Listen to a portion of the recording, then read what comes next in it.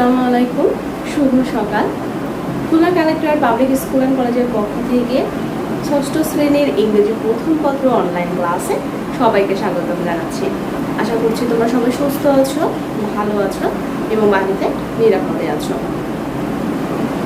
তো আমরা English for today class 6 English first পেপারে যে বোর্ড বইটা আমরা পড়াশোনা করছিলাম, এর ধারাবাহিকতায় আজকে আমরা লেসন 23 বোর্ডে লিখে দিয়েছি, lesson 23 wonder of the world 2। এর আগে আমরা ওয়ান্ডার্স অফ দি ওয়ার্ল্ড 1 করেছিলাম, তো আজকে ওয়ান্ডার্স অফ দি ওয়ার্ল্ড 2 করব এবং খুব মোস্ট কমন কিছু ইনভেনশন নিয়ে আলোচনা হবে। শুরুতেই আছে কম্পিউটার। তো আশা করবো আমার সকল শিক্ষার্থী মনোযোগ সহকারে ক্লাসটি দেখবে এবং এই ক্লাস নিয়ে কোনো সমস্যা হলে অবশ্যই আমাকে জানাবে। তাহলে চলো আমরা একটু দেখে নিই যে আমাদের শুরুতে পেজ নাম্বারটা বলে দিচ্ছি। তোমরা পেজ 70 বের করবে, page 70 lesson 23 wonder of the world 2। যেহেতু এর আগে আমরা ওয়ান্ডার অফ দি ওয়ার্ল্ড 1 করেছিলাম, এর 2টা চ্যাপ্টার আছে। তো আজকে 2 নিয়ে আলোচনা হবে এবং 2 আজকে যে টপিকটা সেটা হচ্ছে কম্পিউটার। তাহলে চলো আমরা একটু বইটা বের করে দেখে নিই এখানে কি আছে।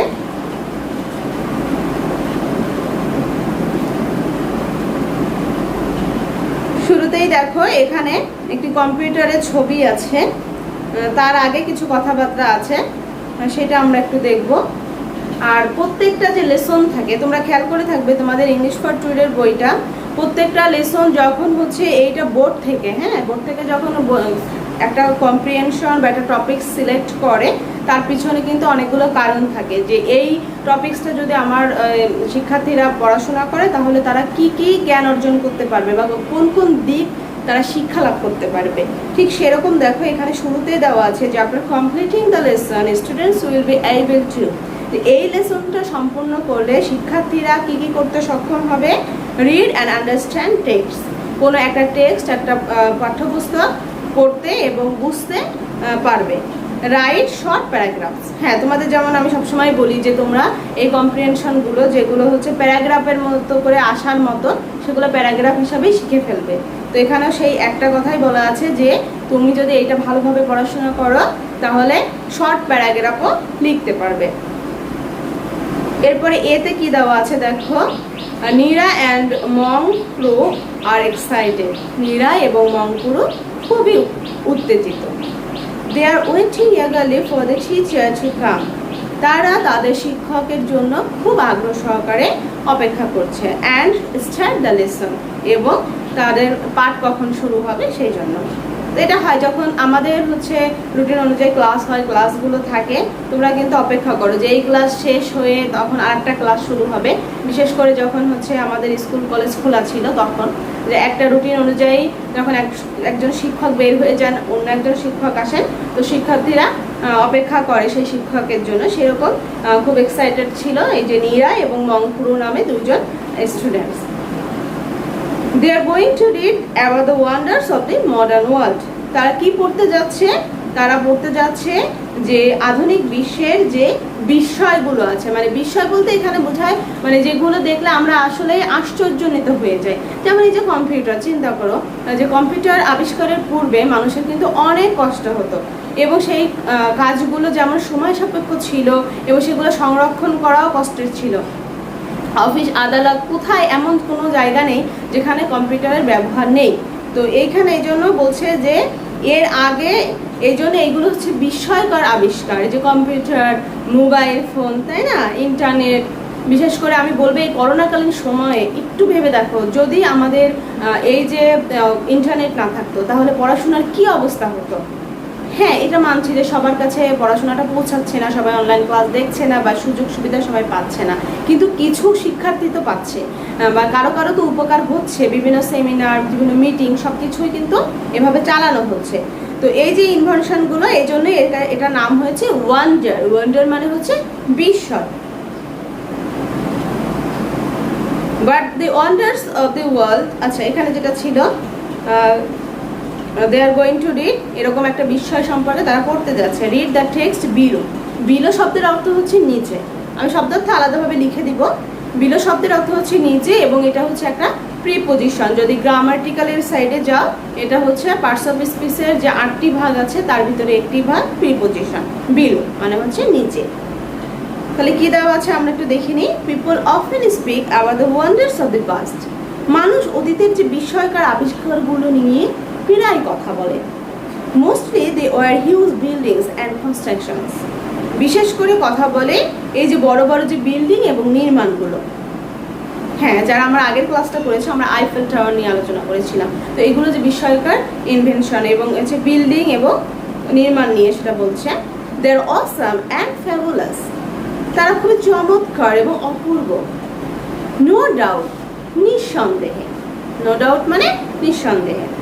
But the wonders of the present world are also unbelievable. বলেছে কিন্তু বর্তমান বিশ্বের যে বিষয়গুলো এগুলো কিন্তু অবিশ্বাস্য। Read about the following recent inventions. যে নিচের এই যে সাম্প্রতিক আবিষ্কার সম্পর্কে লিখো। দেখো, কম্পিউটার আবিষ্কার হয়েছে অনেক আগে, বাট হচ্ছে আমাদের কম্প্রিহেনশনটা এই যে টেক্সটটা এটা তো অনেক আগে সিলেক্ট করা হয়েছে। এভাবে যেভাবে দেওয়া আছে বোর্ড বইয়ে আমি সেভাবেই পড়ে যাচ্ছি। মেইনলি এখানে কিন্তু একটা পার্থক্য দেখিয়েছে অতীত এবং বর্তমানের যে আবিষ্কারগুলো নিয়ে, যে মানুষের মুখে মুখে আগে কোন ধরনের কথা বা কোন ধরনের বিষয়ের কথা বেশি বলা হতো, বিল্ডিং এবং কনস্ট্রাকশনের কথা যেগুলো হচ্ছে খুব মনোমুগ্ধকর বা চোখে পড়ার মতো, আর এখন কোনগুলো নিয়ে বেশি কথা বলা হয়। তো এখন যেগুলো নিয়ে বেশি বলা হয় সেগুলো কিন্তু অবিশ্বাস্য। তো এর ভিতরে একটা হচ্ছে কম্পিউটার। তো আমরা এখন চলে যাব কম্পিউটারের ডেসক্রিপশনে। The invention of the computer is very important in human life. মানব জীবনে কম্পিউটারের আবিষ্কার খুবই গুরুত্বপূর্ণ, তাই না? কম্পিউটার না থাকলে তো অনেক সমস্যায় পড়তে হতো। এই যে তোমরা যে পরীক্ষার প্রশ্নগুলো যে পাচ্ছ এগুলো কিন্তু আমরা কম্পিউটারে ল্যাপটপে কাজ করি। ল্যাপটপ হচ্ছে কম্পিউটারের একটা version, but first of all হচ্ছে কম্পিউটার আবিষ্কার হয়েছে। এবং এই কম্পিউটারও কিন্তু বিভিন্ন প্রজন্মের ছিল এবং 5টা প্রজন্ম ছিল। 5টা প্রজন্মের কম্পিউটারগুলোর বৈশিষ্ট্য এবং আকার আকৃতির ভিতরে অনেক পার্থক্য ছিল। তো একদম লেটেস্ট ভার্সন হচ্ছে ল্যাপটপ, তারপরে এখন ট্যাব ইউজ করছে, পাম্প ট্যাবও আছে যেটা হচ্ছে তালুতে নিয়ে কাজ করা যায়। তো মেইন কিন্তু আগে কম্পিউটার আবিষ্কার হয়েছে। এটা change the lifestyle of people in the world. এটা বিশ্বের মানুষের জীবনযাত্রার পরিবর্তন এনেছে। দেখো, হ্যাভ চেঞ্জড আছে, এটা কিন্তু প্রেজেন্ট পারফেক্ট টেন্স। আমি সবসময় বলি যখনই কোনো ফার্স্ট পেপার তোমরা কোনো টেক্সট পড়বা সবসময়ের জন্য এটাকে তোমরা ইংলিশ সেকেন্ড পেপারের যে গ্রামারের সঙ্গে কম্বাইন করে পড়বে। আমাদের যেটা হয়, আমরা যখন ইংলিশ সেকেন্ড পেপার ক্লাস করি বা গ্রামার শিখি শুধু ওই গ্রামারগুলোই শিখে যাই, কিন্তু ওটাকে নিয়ে আমরা পরবর্তীতে চর্চা করি না। সমস্যাটা এখানেই, মানে আমাদের হচ্ছে যে সিস্টেমটা চেঞ্জ করতে হবে। সিস্টেমটা কি, গ্রামারের সময় আমরা গ্রামার শিখবো, অবশ্যই শিখবো বেসিক ভালো করে, কিন্তু আমরা যখন কোনো টেক্সট পড়বো সবসময়ের জন্য আমি রিলেট করার চেষ্টা করবো। আচ্ছা দেখি এই সেন্টেন্সটা, আমি যদি সেন্টেন্স তুমি যদি পড়ে থাকো তো এটা কোন ধরনের সেন্টেন্স। টেন্স সবাই কম বেশি পড়েছো বা টেন্স অবশ্যই দরকার, এটা হচ্ছে কোন ধরনের টেন্স। বা এটা যদি তোমার হচ্ছে ভয়েস বা ন্যারেশনের কোনো সেন্টেন্স থাকে সেটাও তোমার একটু এভাবে রিভাইজ করতে হবে। তুমি যদি এভাবে একটু লিঙ্ক আপ করে পড়ো তাহলে দেখবে যে তোমার মনেও থাকবে এবং শেখাটা তুমি বুঝতে পারছো যে আসলে তুমি যখনই বুঝতে পারবে তখন তুমি মানে ভাববে যে না তুমি গ্রামারটা আসলে ভালোভাবে শিখতে পেরেছো। হ্যাঁ, এই যে অনেকেই আছে কিন্তু টেন্সের যদি আমি তোমাকে জিজ্ঞেস করি, সংজ্ঞা জিজ্ঞেস করি, ক্লাসিফিকেশন এগুলোর প্লাস হচ্ছে যদি স্ট্রাকচার বলি, সবাই অনেকেই কিন্তু বলতে পারে, কিন্তু ওটাই যথেষ্ট না। ওটা শিখতে হবে বেসিকলি, দেন হচ্ছে তোমাকে শিখতে হবে যে বিভিন্ন টেন্স নিয়ে একটু hand writing, free hand writing কিছু প্র্যাকটিস করা, তারপরে হচ্ছে বিভিন্ন লেখার ভিতরে সেটা খুঁজে বের করা যে আমি এটা বলতে পারছি কি না। এভাবেই আমাদের আস্তে আস্তে সামনের দিকে এগোতে হবে। হ্যাঁ, তাহলে শেখাটা একদম পারফেক্ট হবে। এরপরে কি আছে দেখো, we use it in every spear of our life. হ্যাঁ, এভরি স্পিয়ার হচ্ছে আমরা আমাদের জীবনের সমস্ত ক্ষেত্রে এটা ব্যবহার করে থাকি। We can use it for studies, communication, watching movies, listening to music, playing games etc. এটা আমরা কোথায় কোথায় ব্যবহার করি, যেমন হচ্ছে পড়াশোনার ক্ষেত্রে ব্যবহার করি। আমরা যে অ্যাসাইনমেন্ট করা যায়, তোমরা তো এখন হাতে লিখছো, বাট হচ্ছে যারা উপরের ক্লাসে পড়ে উপরের আপার লেভেলের অ্যাসাইনমেন্টগুলো কম্পিউটারে কম্পোজ করতে হয়। বিভিন্ন থিসিস ওয়ার্ক আছে, তারপরে হচ্ছে ইন্টারনেটে সার্চ দিয়ে আমরা বিভিন্ন ধরনের ইনফরমেশন ওগুলো আমরা হেল্প নিচ্ছি। এই যে অনেকে কিন্তু এখন অ্যাসাইনমেন্ট করছো, ইন্টারনেটের হেল্প নিচ্ছ, তো এটা পড়াশোনার ক্ষেত্রে। তারপর হচ্ছে কমিউনিকেশন, এই যে যোগাযোগের ক্ষেত্রে কম্পিউটার কানেকশন দিয়ে তুমি হচ্ছে ফেসবুক ইউজ করছো, হোয়াটসঅ্যাপ, ভাইবার বা ইমো, যেটাই বলো না কেন, যে ধরনের আইডি ইউজ করো না কেন, মেইল, তো সবগুলো কিন্তু আমরা কি হচ্ছে একজনের সঙ্গে আরেকজনের যোগাযোগ হচ্ছে, তাই না? বিশেষ করে এই করোনাকালীন সময়ে একটু ইমাজিন করো যদি এই ব্যবস্থাটা না থাকতো, মানে কি হতো, মানুষ আরো বেশি সমস্যায় পড়ে যেত। তারপর হচ্ছে ওয়াচিং মুভিজ, হ্যাঁ আমরা বিভিন্ন ধরনের মুভি দেখি, তাই না? মুভি দেখি আর কি করে, লিসনিং টু মিউজিক। দেখো এটার সঠিক উচ্চারণ হবে লিসেনিং না, এটা সঠিক উচ্চারণ হবে লিসনিং, লিসনিং, নো লিসেনিং না, লিসনিং। আমি একটু লিখে দিচ্ছি, দেখো আমরা অল্প অল্প করে একটু উচ্চারণও শিখবো, কারণ তোমাদের কিন্তু স্পিকিং টেস্ট আছে 10 মার্কসে। হ্যাঁ, এই লিসনিংটা কিন্তু অনেকেই পারে না। ইভেন হচ্ছে আমি যারা অনার্স মাস্টার শেষ করে যখন আইএলটিএস এর জন্য প্রিপারেশন নেয় বা বিভিন্ন স্পোকেন কোর্স করে, তারাও বলে যে হ্যাঁ ওদের হচ্ছে ভাগ থাকে, 4টা যে হচ্ছে পার্ট আছে, যেটাকে হচ্ছে LSRW বলা হয় সংক্ষেপে, যে তোমার হচ্ছে 4টা স্টেপ আছে শেখার। তো সেখানে হচ্ছে আমি এক ক্লাসে আলোচনা করেছিলাম, আমি আবার একটু সংক্ষেপে দেখাই। হ্যাঁ, মনে করো যে কোনো ভাষার দক্ষতা অর্জনের জন্য, সেটা যে ইংরেজি সেটা না, যে কোনো ভাষা, মনে করো তুমি একটা দেশে বাইরে যাচ্ছ, সেখানের জন্য তোমাকে ফ্রেঞ্চ শিখতে হবে। তো সেইখানের জন্য তুমি যখন যে কোনো ভাষায় দক্ষতা অর্জন করতে গেলে এই 4টা দক্ষতা অর্জন করতে হয়, 4টা স্কিলস। হ্যাঁ, আমি একটু লিখে দিচ্ছি, আমি কোনো এক ক্লাসে লিখে দিয়েছিলাম, আবার একটু আলোচনা করি যে ভাষার দক্ষতা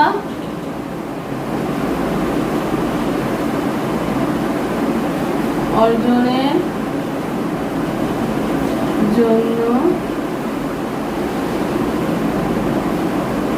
এখানে লিখি যে কোনো ভাষার, হ্যাঁ যে কোনো ভাষার দক্ষতা অর্জনের জন্য 4টা দক্ষতা থাকতে হয়। 4টি দক্ষতা, কয়টি দক্ষতা থাকতে হবে?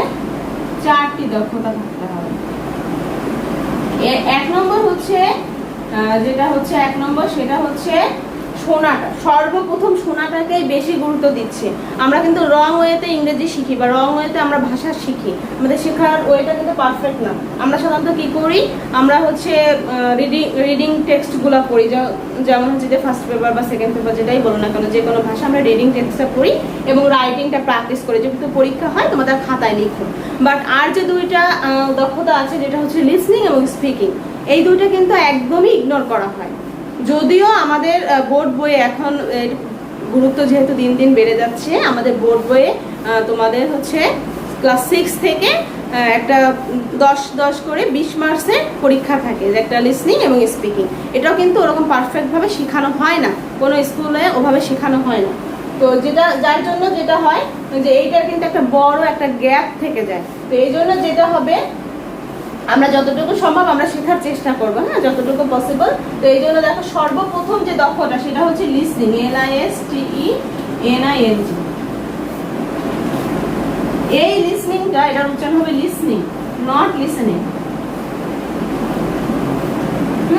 মনে করো একজন প্রার্থী, তার হচ্ছে তার লিসনিং টেস্ট হচ্ছে, 4টি দক্ষতা আইএলটিএস এ আলাদা আলাদাভাবে পরীক্ষা হয় এবং আলাদা আলাদা মার্কস আছে। তো সবগুলো মার্কস বেস করে একটা পয়েন্ট, অ্যাভারেজ একটা পয়েন্ট দেওয়া হয়।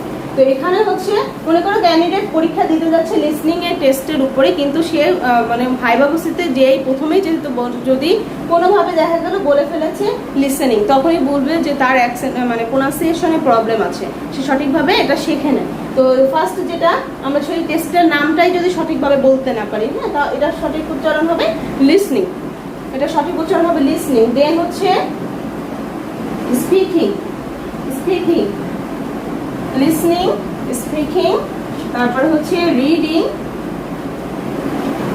এরপরে হচ্ছে রাইটিং। দেখো প্রথম যে 2টা দক্ষতা অর্জন করা হয়, সেই 2টা দক্ষতাকে কিন্তু আমরা সবচেয়ে বেশি ইগনোর করছি।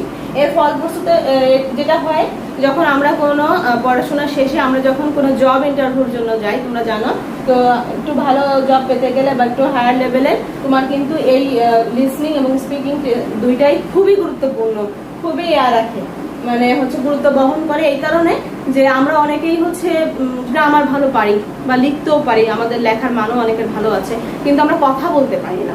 এই কথা বলার জন্য প্রচুর প্র্যাকটিসের দরকার হয়, এবং আমাদের দেশে যেটা সব থেকে বড় সমস্যা সেটা হচ্ছে আমাদের পরিবেশের সমস্যা। আমি যতই ভালো গ্রামার জানি, যতই ভালো আমি লিখতে পারি, বা যতই আমি টিচিং প্রফেশনে থাকি না কেন, আমি যদি এটা প্র্যাকটিস না করি, যারা এটা নিয়ে পড়ে থাকে কোচিং করায় বা এটা সবসময় প্র্যাকটিসের উপর থাকে, তাদের কিন্তু একটা সময় দেখা যায় যে অনেক ভালো তাদের একটা দক্ষতা অর্জন হয়ে যায়। তো সেকেন্ড যেটা সেটা হচ্ছে স্পিকিং, থার্ড অন হচ্ছে রিডিং, এবং ফোর্থ অন হচ্ছে রাইটিং। এবং এটা কিন্তু স্টেপ বাই স্টেপ, মানে তুমি কিন্তু ইচ্ছা মতো কোনোটা মিক্স আপ করে আগে পরে আনতে পারবে না, নিয়মটাই হচ্ছে এভাবে।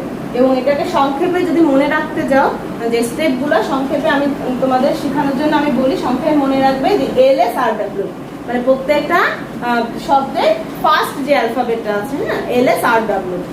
কিভাবে মনে রাখবো? LSRW।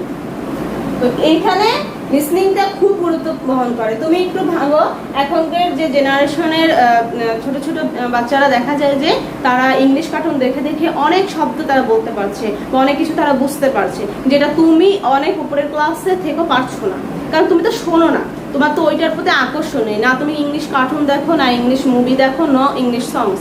সো এই জন্য কি হয়, এজন্য আমাদের শেখাটা ওভাবে হয় না, বা পরিবেশটা একটা ব্যাপার থাকে। মনে করো হচ্ছে অনেক বাংলাদেশি যখন দেশের বাইরে চলে যায়, তো সেখানে পরিবেশে দেখা যায় যে সবাই ইংলিশে কথা বলছে, তো সেইটা থেকেও সেও কিন্তু শিক্ষা লাভ করে। তো এই জন্য শোনাটা হচ্ছে বেশি মনে থাকে।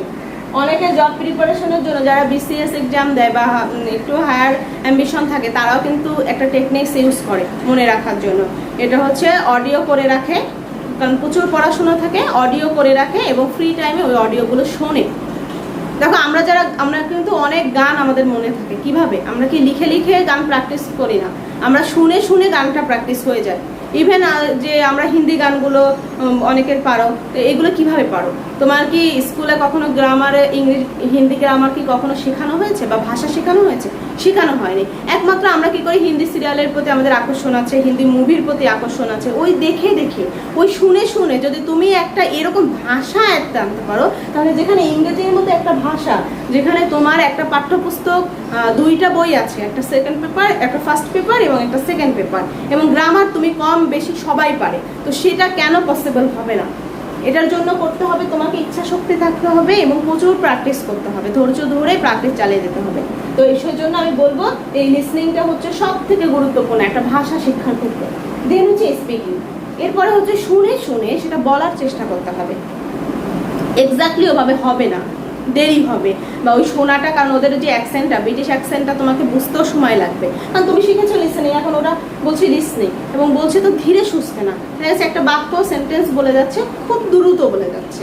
আমরা যেভাবে বাংলা বলি, আমরা কি থেমে থেমে বলি না, আমরা মোটামুটি সুইফটলি বলি, কিন্তু সেরকম এইটা হচ্ছে প্রচুর প্র্যাকটিসের দরকার হয়। দেন হচ্ছে স্পিকিং, কথা বলা প্র্যাকটিস করতে হবে। থার্ড অন হচ্ছে রিডিং, দেখো যেটা আমরা করে থাকি রিডিং, এবং লাস্ট অন হচ্ছে রাইটিং। তো যেহেতু আমার এখানে লিসনিং এর কথাটা আসছে, এটা নিয়ে আমি এত বেশি কথা বলে ফেললাম, অবশ্যই এটা জানা দরকার, হ্যাঁ, এটা ভবিষ্যতে তোমাদের কাজে লাগবে। এরপরে যেটা আছে দেখো, যেখানে আমরা ছিলাম, এই যে listening to music, playing games etc. হ্যাঁ, গেম খেলার ক্ষেত্রে যেটা সব থেকে বেশি পছন্দ তোমাদের ইয়াং জেনারেশনে, তোমরা এখন আর এই করোনাকালীন সময় অনেকেই গেমের প্রতি আরও বেশি আসক্ত হয়ে গেছে, ইটিসি। এরপরে কি হচ্ছে, in a moment we can get information from any part of the world on the computer. মুহূর্তের মধ্যে আমরা যে বিশ্বের যে কোনো জায়গা থেকে আমরা কি করতে পারছি, তথ্য পেয়ে যাচ্ছি। এটা কিন্তু খুবই সত্য কথা। আমার মনে আছে আমরা যখন কোনো নোট করতাম, আমি অনেকগুলো বই কিনতাম, বাংলা গ্রামারের, ইংরেজি গ্রামারের, হচ্ছে নোট ডাউন করতাম, হচ্ছে ভাব সম্প্রসারণ, রচনা, এইগুলা। কিন্তু এখন কিন্তু এত বই কেনারও অতটা প্রয়োজন নেই।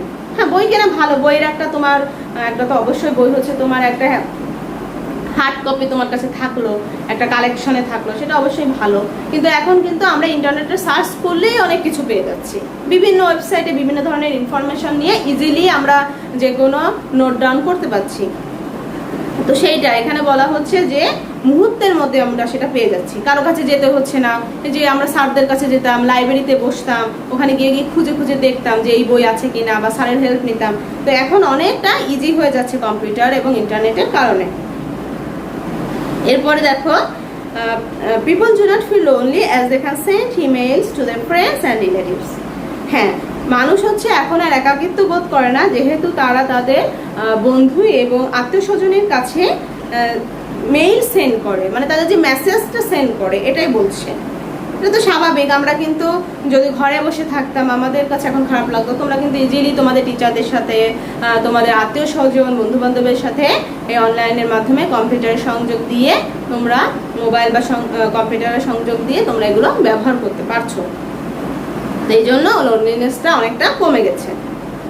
Some of their friends and relatives also live in far off countries. বলেছে তাদের কিছু বন্ধু বান্ধব এবং আত্মীয় স্বজন দেশের বাইরে অনেক দূরে বাস করে। হ্যাঁ, ফার অফ মানে হচ্ছে দূরের কোনো দেশে বাস করে। আগের দিনে যেটা হতো, দেশের বাইরে চলে গেলে আমরা আত্মীয় স্বজন বা রিলেটিভসরা বা আপন মানুষ, কাছের মানুষ চলে গেলে আমরা অনেক কান্নাকাটি করতাম যে কত বছর পরে দেখা হবে, কত বছর পরে আসবে, বা কথা বলতে গেলেও ওরকম অনেক কল রেট ছিল, ওভাবে ফোনে কথা বলতে কল রেট বেশি, তো চার্জ বেশি কাটতো। এখন কিন্তু সাধারণত কেউ ফোনে কথা মানে ওইভাবে কল দেয় না, বেশিরভাগই হচ্ছে হোয়াটসঅ্যাপ, ভাইবার, যে অন্যান্য যে ইয়াগুলো আছে মেসেঞ্জার, আমরা এগুলো ইউজ করে খুব ইজিলি আমরা আমাদের দূরে থাকা আত্মীয় স্বজন বা আমাদের আপন মানুষদের কাছে খুব সুন্দরভাবে আমরা যোগাযোগ করতে পারছি। এবং দেখা যাচ্ছে তুমি বাংলাদেশে যে কোনো জায়গায় ভিডিও কল দিয়ে বা অডিও কল দিয়ে যেভাবে কথা বলছো, যেভাবে সব কিছু দেখতে পাচ্ছ, সেম ওয়েতে তুমি কিন্তু দেশের বাইরেও তো এভাবে দেখতে পাচ্ছ। তো এটা কিন্তু বড় একটা অবদান, খুব বড় একটা অবদান। Even they can talk to them face to face on the Skype.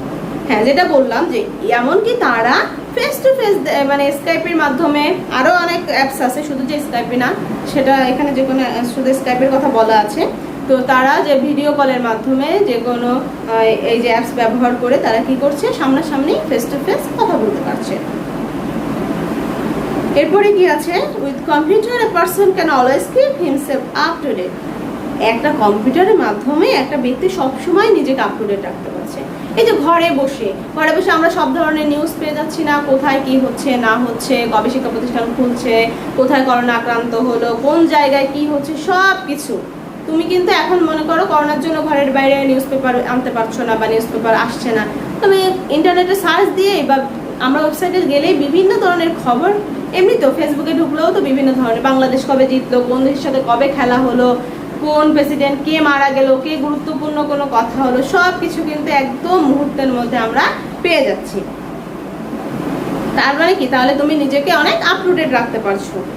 Everybody should learn to use the computer. হ্যাঁ, এটা অনেক বড় একটা কথা যে আমাদের সবারই উচিত কম্পিউটার ব্যবহার করা শিখা।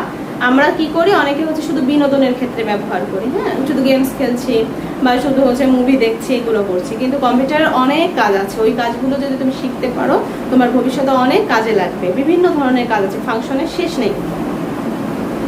তো in fact the computer has made people's work easier and faster. যেটা আমি আগেও বলেছি যে বস্তুত কম্পিউটার মানুষের কাজকে অনেক বেশি সহজ এবং দ্রুত করে তুলেছে। At present it has become a part of our daily life. বর্তমানে এটা আমাদের জীবনের জন্য একটা অংশ হয়ে দাঁড়িয়েছে। তাহলে দেখেছো কম্পিউটার আমাদের কত কাজে লাগে। এই কম্পিউটারে এই যে কতগুলো আমরা ভালো দিক পড়লাম, এখানে যদিও একটাও খারাপ দিক দেওয়া নেই, কিন্তু আমরা যে কোনো রাইটিংয়ের ক্ষেত্রে কিন্তু সব কিছুর ভালো দিক এবং খারাপ দিক উল্লেখ করে থাকি। এখানে তোমরা এভাবে অন দ্য আদার হ্যান্ড দিয়ে বা অন দ্য আদার সাইড বা মোর ওভার দিয়ে এরকম কিছু কনজাংশন ব্যবহার করে এর কিছু খারাপ দিক, সাইড ইফেক্টস, নেগেটিভ সাইড একটু উল্লেখ করে দিবে যদি প্যারাগ্রাফ আসে, যে এত ভালো হয় কিন্তু এর ছাড়াও এর পরও এর খারাপ ব্যবহার আছে। যদি আমরা এটাকে মিস ইউজ করি, তাই না, অনেক খারাপ ওয়েবসাইট আছে, অনেক খারাপ কিছু আছে, এটা তোমার উপর ডিপেন্ড করবে, ইউজের উপর ডিপেন্ড করবে। তুমি চাইলো না আমি কম্পিউটারের কাজ শিখবো, এই করোনাকালীন সময় তুমি কিন্তু নেট দেখে দেখে সার্চ দিলেই কিন্তু চলে আসবে। এখন ঘরে বসেই কিন্তু সবকিছু শেখা যাচ্ছে। ইউটিউবে সার্চ দিলে তুমি দেখবে একদম তোমাকে স্টেপ বাই স্টেপ সবকিছু বলে যাচ্ছে যে কোথায় কোন অপশনে যেতে হবে, কিভাবে কি করতে হবে। এই হচ্ছে কম্পিউটার নিয়ে মোটামুটি আলোচনা, যেটা ছিল আমাদের টেক্সট বইয়ে। প্রিয় শিক্ষার্থীরা, আমি এখন তোমাদের জন্য কিছু শব্দার্থ লিখে দিব যেগুলো আমার কাছে মনে হয়েছে দেওয়ার মতো। আর এর বাইরেও যদি কোনো শব্দ নিয়ে তোমাদের কারো সমস্যা থাকে অবশ্যই আমাকে কমেন্ট করে দিলে আমি আমার সুবিধা মতো সময় আমি রিপ্লাই দিয়ে দিব। আর এই যে এটা লিখে দিয়েছি, তোমরা এটা লিখে নাও, এটা খুবই দরকার। হ্যাঁ, কোনো একটা সময় কার লাইফে কখন কোনটা কাজে লাগবে আমরা কিন্তু কেউ জানি না, এবং আমাদের লাইফের এইম কিন্তু সময়ের সাথে সাথে পরিস্থিতির সাথে সাথে অনেক কিছু চেঞ্জ আসে।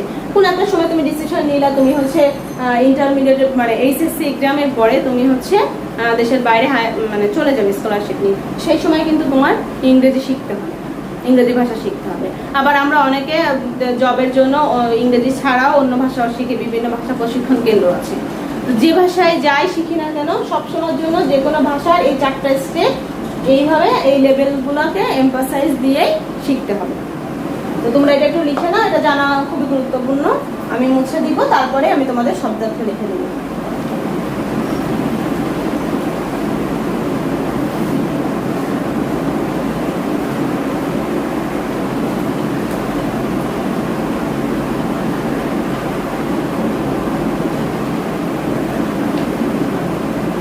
দেখো আমি মুছে দিচ্ছি, এবার আমি লিখে দেবো শব্দার্থ।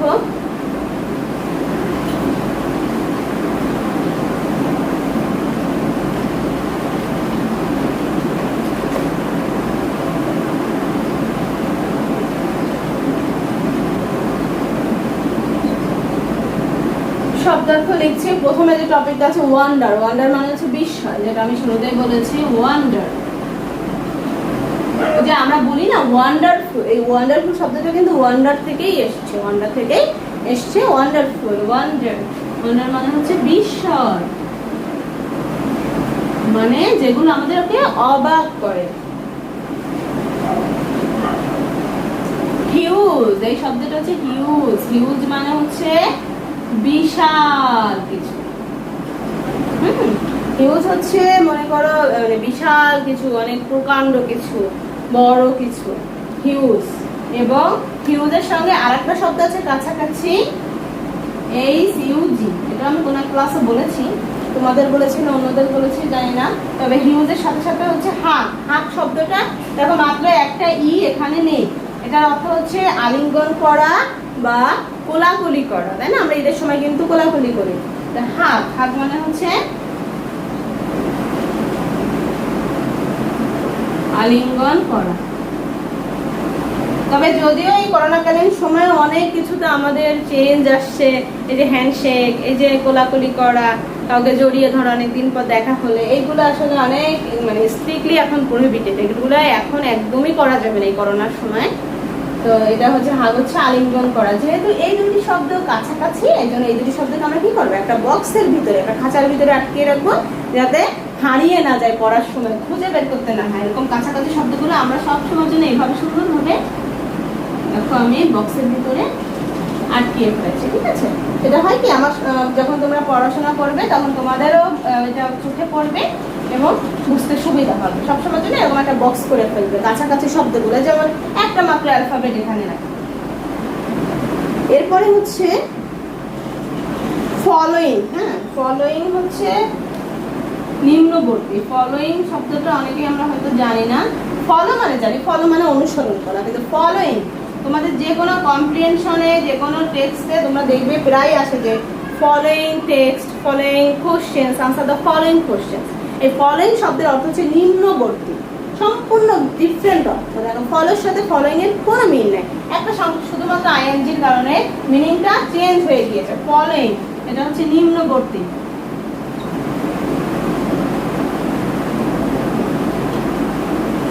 ফলোইং হচ্ছে নিম্নবর্তী, আর ফলো তো সবাই জানো অনুসরণ করা, এই জন্য ওটা আমি আর এই মুহূর্তে লিখছি না।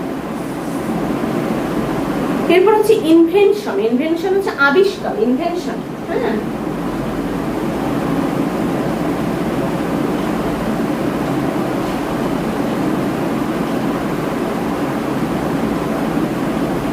এই ইনভেনশন হচ্ছে আবিষ্কার।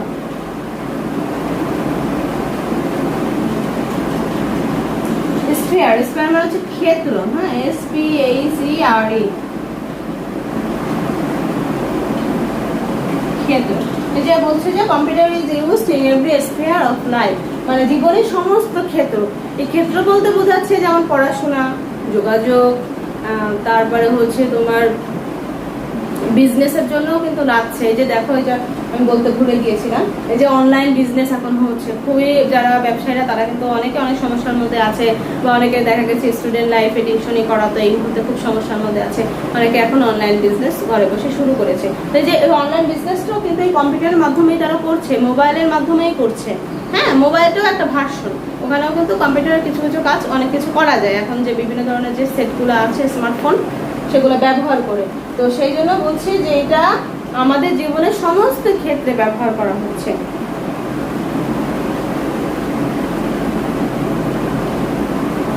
এরপরে হচ্ছে একটা শব্দ হচ্ছে ফার অফ। হ্যাঁ, ফার অফ মানে দূরে, ফার অফ।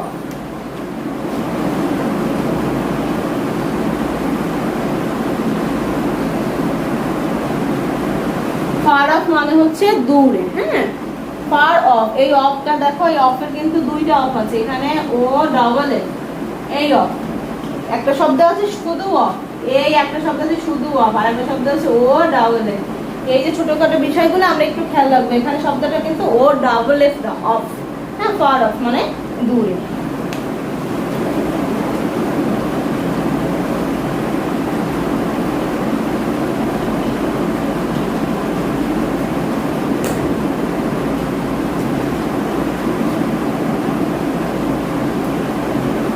এরপর আপডেটেড তো সবাই কম বেশি জানো, আপডেটেড। আপডেটেড হচ্ছে তোমার সাম্প্রতিক, আপডেটেড। হ্যাঁ, লেটেস্ট যেটাকে বলি আপডেটেড। তো এখানে আপডেটেড একটু লিখে দিয়ে, এটা হচ্ছে সাম্প্রতিক। আপডেটেড মানে হচ্ছে আধুনিক। হ্যাঁ,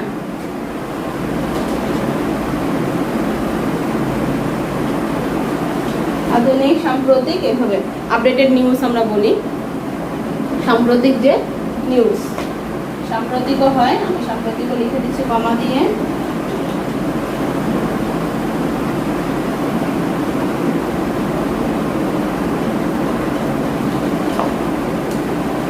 এটা হচ্ছে আমাদের শব্দার্থ। তো দেখো আমি আর একবার একটু, আর ফাস্টার, ফাস্টার মানে হচ্ছে দ্রুতগামী, ফাস্ট শব্দটা থেকে ফাস্টার। হ্যাঁ, ফাস্টটাও আমি একটু লিখে দিব। ফাস্ট শব্দ নিয়ে আমি একটু আলোচনা করবো। এখানে দেখি, দেখো F A S T fast, আর F I R S T fast.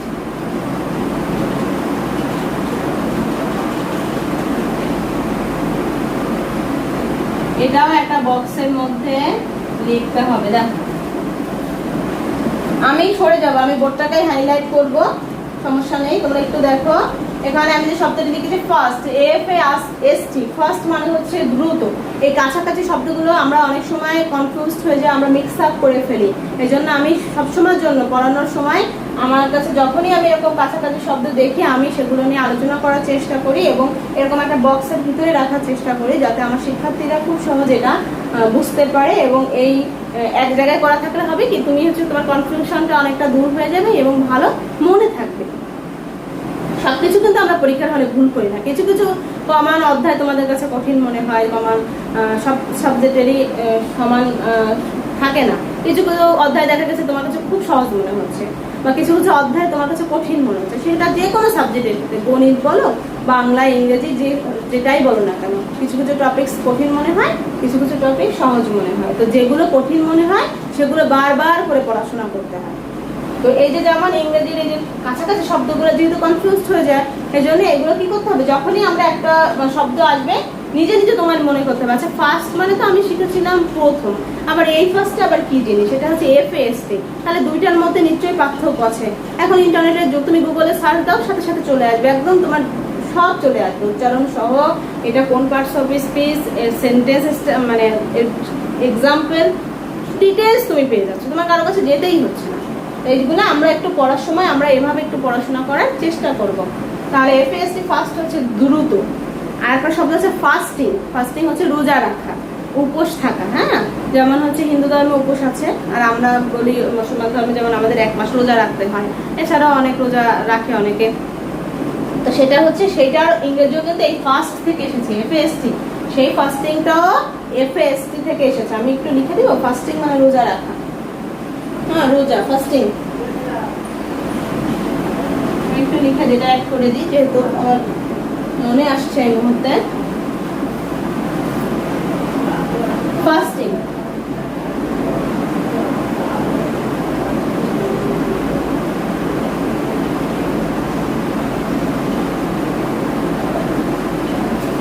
তো এই হচ্ছে মোটামুটি শব্দগুলো আমি দেওয়ার চেষ্টা করেছি। আমি শুরু থেকে আর একবার দেখিয়ে দিচ্ছি এবং আমার শিক্ষার্থীরা এটা খাতায় লিখে নেবে, আমি একটু সময় দিব তার জন্য।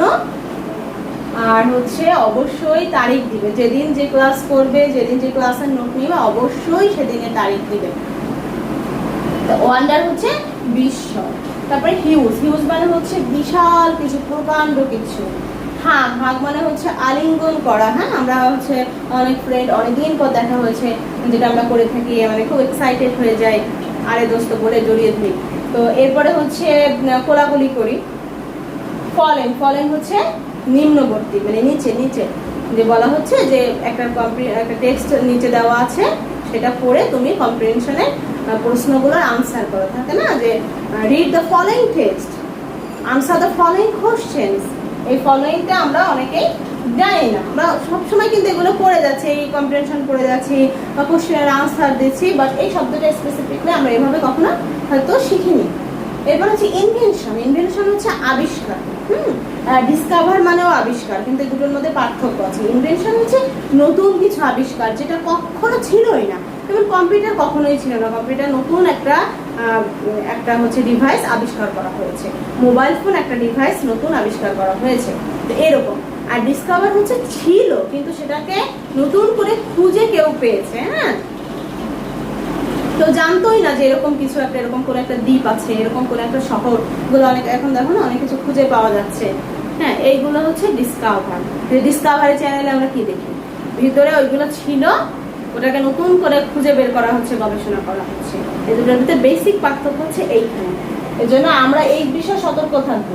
হ্যাঁ, একবার আমার মনে আছে আমি একবার খাতা চেক করেছিলাম কারো, তো ওইখানে এর ধরনেরই একটা শব্দ ছিল, মানে দুটোরই অর্থ এক, কিন্তু আমি হচ্ছে ওই লাল মার্কস করেছিলাম। তো আমাকে ওই শিক্ষার্থী আমার সাথে একটু রাফিগুসি করেছিল যে ম্যাডাম এইটা তো এরকম হবে, এইটার অর্থ তো এটাই আছে, কিন্তু আপনি আমাকে এরকম রেড মার্কস কেন দিলেন? মার্কস আমি তাকে কাটিনি, বাট আমি একটু রেড মার্ক দিয়ে তাকে অ্যালার্ম দিয়েছি যে না এখানে সমস্যা আছে। তো ওইখানে হচ্ছে ওই বেসিকটা হয়তো সে জানে না। হ্যাঁ, এর ভিতরে যে সূক্ষ্ম পার্থক্য আছে এটা হয়তো সে জানে না। এই জন্য আমরা সবসময় অর্থ এক হলেও সিনোনিম ব্যবহার করার ক্ষেত্রে আমি সবসময় বলি যে লেখার স্ট্যান্ডার্ড বাড়ানোর জন্য সিনোনিম ইউজ করবে, বা সেটাও তোমাকে জেনে শুনে ইউজ করতে হবে যে কোন সিনোনিমটা এখানে আমার অ্যাপ্রোপ্রিয়েট হবে। হ্যাঁ, এরপর হচ্ছে স্পেয়ার। স্পেয়ার হচ্ছে ক্ষেত্র। তারপর যে ফাস্ট, ফাস্ট মানে হচ্ছে দ্রুত, FIRST, ফাস্ট হচ্ছে প্রথম। এরপর হচ্ছে ফাস্টিং, ফাস্টিং হচ্ছে রোজা রাখা। ফার অফ, ফার অফ হচ্ছে দূরে। আপডেটেড, আপডেটেড হচ্ছে আধুনিক বা সাম্প্রতিক। এই হচ্ছে শব্দার্থ। প্রিয় শিক্ষার্থীরা তোমরা শব্দার্থগুলো লিখে নাও।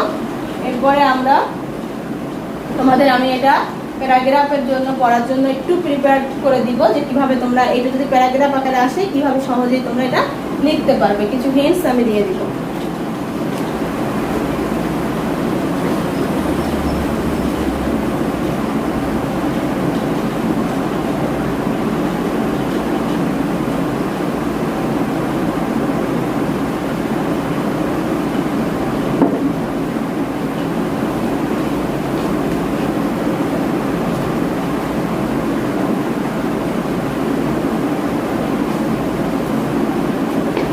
দেখো শব্দগুলো আমি মুছে দিচ্ছি।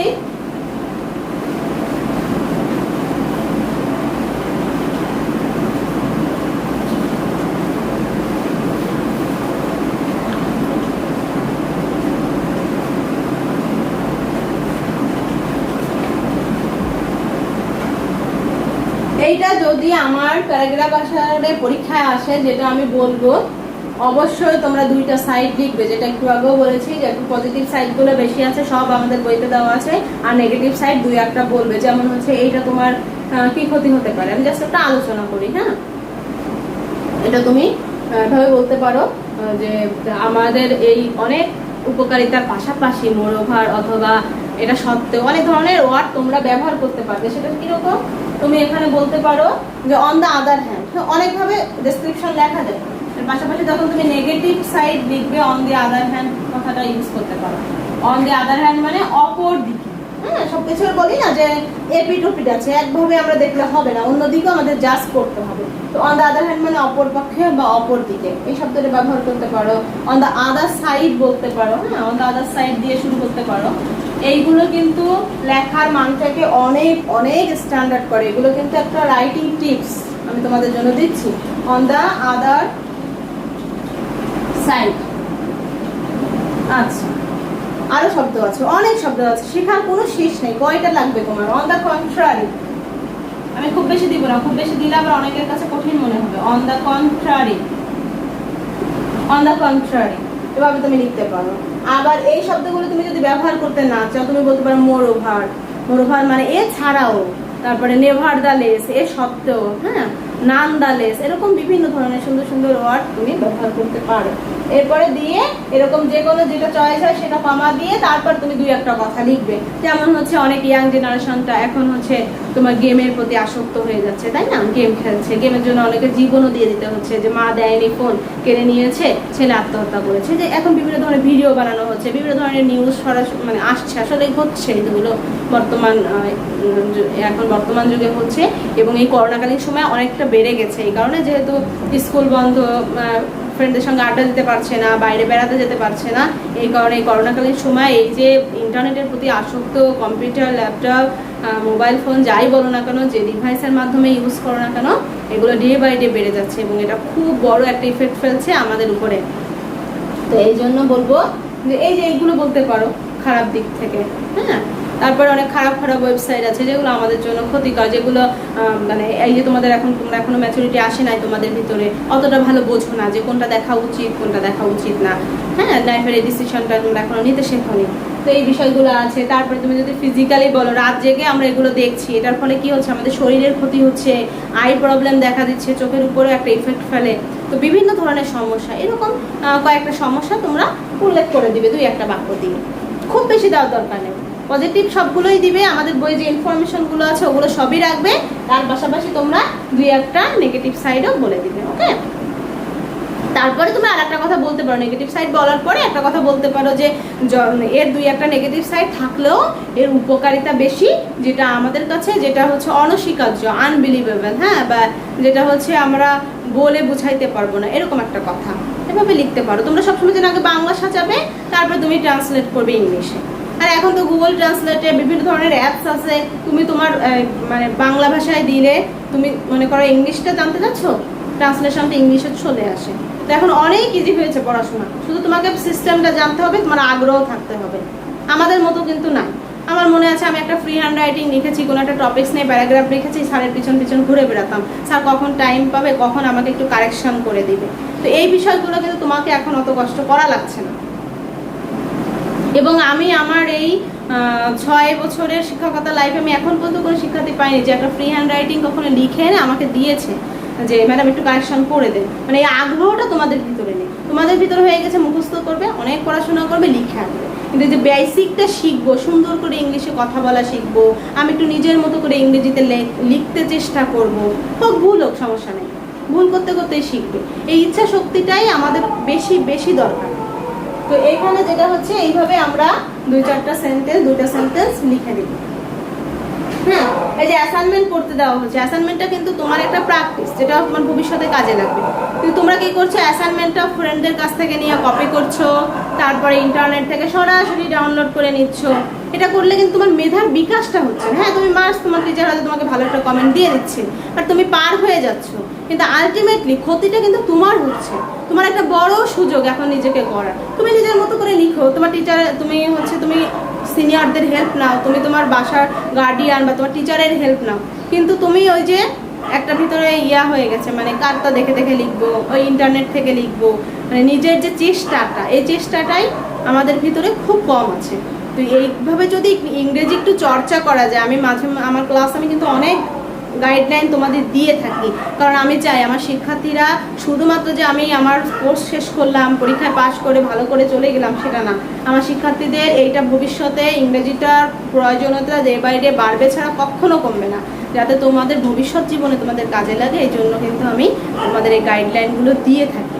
তো যাদের লাইফে কিছু করার ইচ্ছা আছে, ভালো হওয়ার ইচ্ছা, বড় হওয়ার ইচ্ছা আছে, তারা অবশ্যই এই গাইডলাইনগুলো ফলো করবে। তাহলে আমি তোমাদের জন্য আজকে হোমওয়ার্ক যেটা দিব এটা মুছে দিচ্ছি। তো আমি আলোচনা করেছি, এই শব্দগুলো তোমরা ইউজ করতে পারো।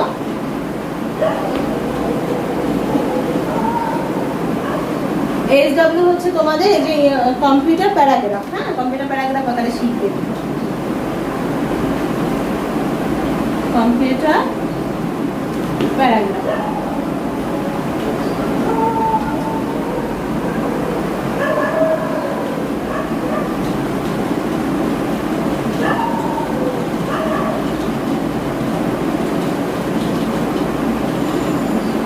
এবং এই শুরুটা নানানভাবে করা যায়। তোমরা কম্পিউটার যেভাবে আমাদের বইতে আছে, তুমি যদি একটু এক্সেপশনাল রাইটিং চাও ওখান থেকে ইনফরমেশন নিলে আবার নিজের মতো করে, যে কম্পিউটার শব্দটা, কম্পিউটার তো একটা মডার্ন ইনভেনশন জানি, এর মানে এটা হচ্ছে আমরা অস্বীকার করতে পারবো না আমাদের দৈনন্দিন জীবনের যে ব্যবহারটা। তারপরে তুমি বলতে পারো যে এটা হচ্ছে কোথা থেকে আসছে, কম্পিউটার শব্দটা কোথা থেকে, কম্পিউট থেকে আসছে, এটা কোন শব্দ, গ্রিক শব্দ না ল্যাটিন শব্দ, এই সব ইনফরমেশন তোমার হচ্ছে নেটে যে কোনো জায়গায় তুমি সার্চ দিলেই পেয়ে যাবে। তো তোমরা একটু সবসময়ের জন্য সবার লেখা থেকে একটু এক্সেপশনাল রাইটিং প্রেজেন্ট করার চেষ্টা করবে পরীক্ষার খাতায়। হ্যাঁ, একটু অন্যরকম, একটু নিজের মতো করে লেখা, একটু এভাবে যদি একটু প্র্যাকটিস করো তাহলে তোমার জন্য ভালো হবে। তো প্রিয় শিক্ষার্থীরা, আজ এ পর্যন্তই।